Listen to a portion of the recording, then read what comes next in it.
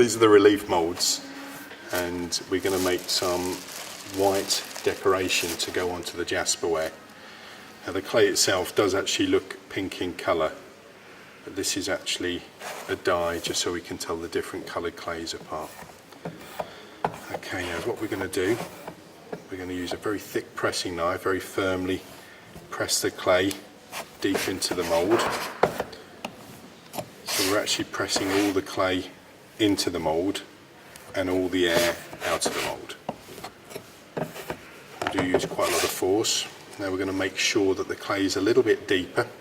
So we use a very hard leather tool, which is called a knocker. Give it a really good bang on the top. And now we're going to take away all of this waste surface clay. Just using a very sharp knife, very, very carefully, just shave away all of that surface waste clay.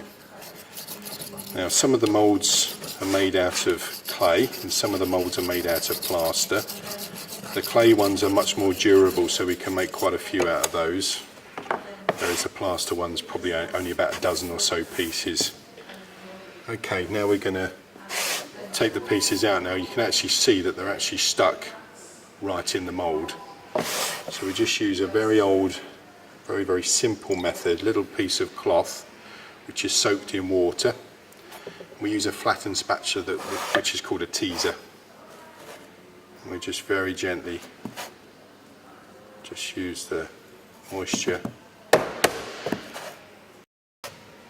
raise the clay out of the mould. When we turn it over, we get the classical relief. Very, very simple idea, very, very old craft. And all the pieces, very large ones, even very small jewellery size, all made exactly the same way.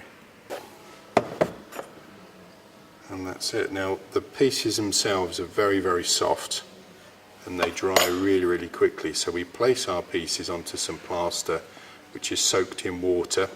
That's actually how we can store our pieces, sometimes for days and sometimes even in weeks.